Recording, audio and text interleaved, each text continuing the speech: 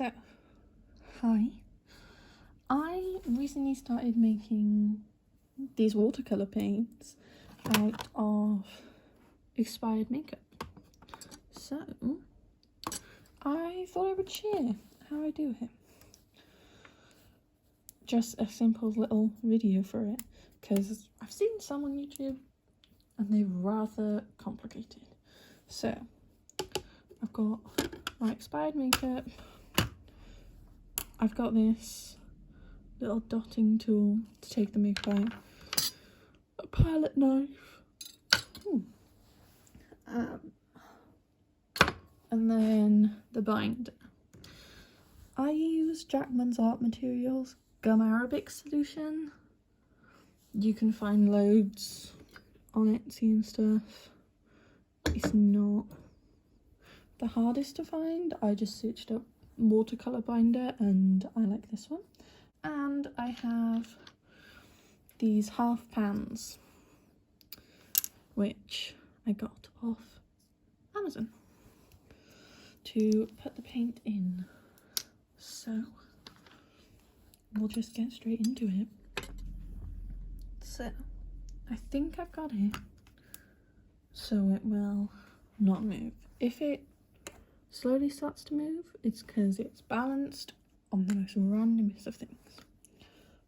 So to start, I'm going to do this light colour in the corner. So I just like to go around the corners, get all the powder out.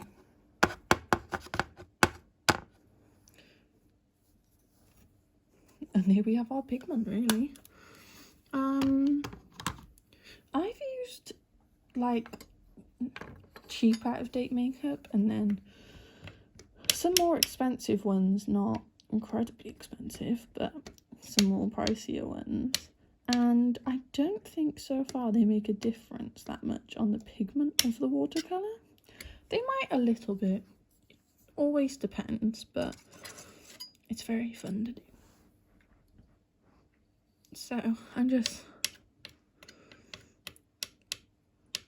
cutting the powder up to as fine as you can get it. It does look quite suspicious.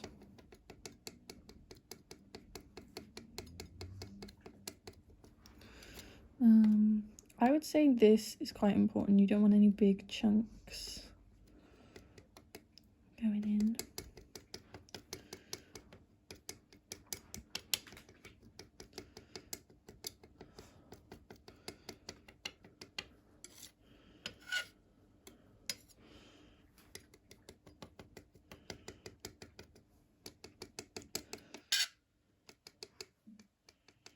Oh, and I'm also doing this on a glass panel. You could use a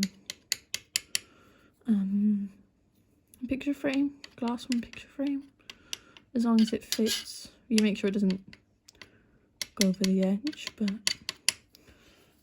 it's just easier on the glass. You get some lovely squeaking sounds from the palette knife every now and again though. But we've got a fairly fine powder. There's some chunks, but for the sake of showing you how to do it, I think we'll leave it as that. Now we can see sort of how much volume wise we've got. And what we want to do is get the binding solution and pour about what you think is the same amount of binding solution onto the pigment. You can always add more after, so I always go with a little bit less first. And then with our palette knife, we just slowly start combining it. It does look weird. It looks like some of it's combining because the solution definitely sticks to whatever it's first come in contact with. But if you just sort of push it down on the glass, it spreads out a lot more and you can make sure everything is combined.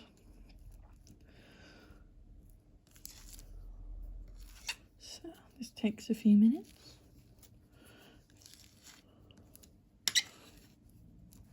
So it's definitely with your eyes you gauge how much of everything of the solution is needed for the different amounts of powder, but it's definitely, you know, not the most difficult thing to gauge with a little bit of practice. So now we've got this.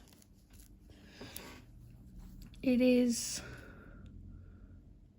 a little bit liquidy, a little bit spongy. It's not smooth. Can you see that on the palette knife? It's not smooth. So people like to mull it with a heavy object and spin it around to get things out, but I don't have one of those because I've just started doing it. So what I do is just use the same amount of force like this down, which sort of just breaks up the leftover clumps that we had, and you just do it for a while. Honestly, this is a little thick. Let me try and show you the consistency of it. You know, it's not runny, it's more blob, blob, blob, using all the technical terms here. So I'm just going to add a little bit more to get sort of a runny, maybe a little bit much, but it will live. And then we just keep like flattening out, and then I like to gather it all back up again and then flatten it back out over the glass.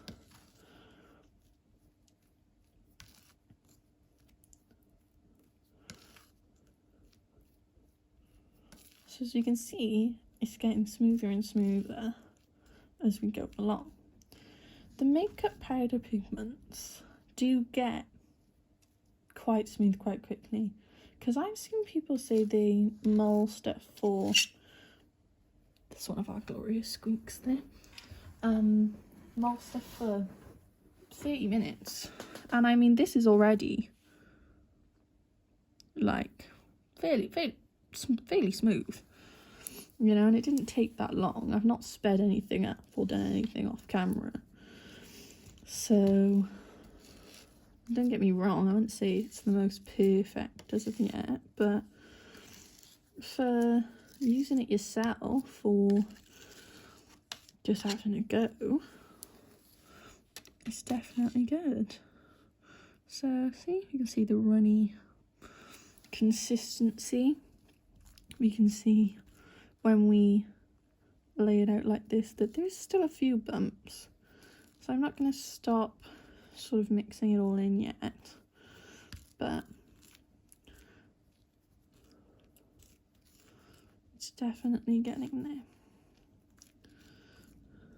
To make sure everything's off my palette knife every now and again. One thing I've also seen is the colours from the makeup, they tend to go a bit darker once they're in the solution. I'm not quite sure if they portray that way when actually used as watercolour paint, or if they go back to their lighter stage, but it definitely is darker than the original powder that we used. So it's quite cool to see it transform. So this is about as smooth as I usually like it. You know, it's pretty good.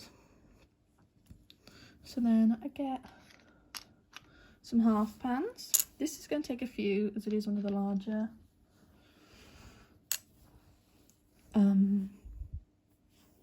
pans of powder. You know, if you use a smaller one, that might only be 1/2 pan, whereas this is what's quite a big one. So this is easily runny. So what I like to do is collect it on the end of my knife, spin it around a little bit so it stops dripping, and then get it to drip into the half pan. I think I got 100 of these half pans off Amazon for £10. So, you know, they're not the most expensive things ever.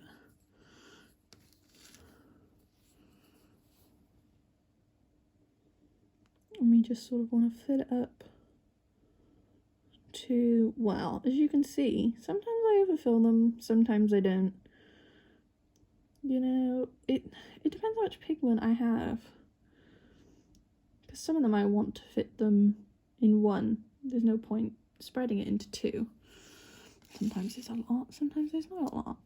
So I like to put a little bit of a dome. Maybe I shouldn't, I don't know. But I think when it sets... Oh, sorry, you can see sort of the stand, my lovely water bottle holding everything up. It definitely caves down in the middle a little bit. On some of them it has more than others. Maybe that means I've used maybe a little bit too much solution in some, I don't know. But the use of them is still the same. So it shouldn't be too much of an issue, really. Yeah, practice makes perfect.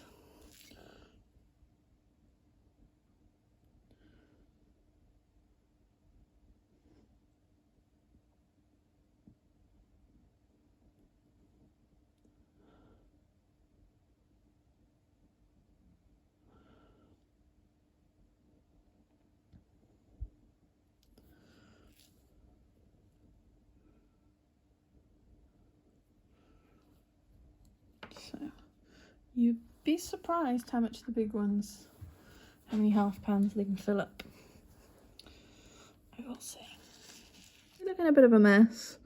Obviously some better than others, but once they're sort of set overnight, I'm sure I can clean up the edges. As you can tell, I have not done that, but you see some of them divot in the middle, some of them don't. You know, so it's very trial and error, but it's very fun to do. So I hope this was helpful.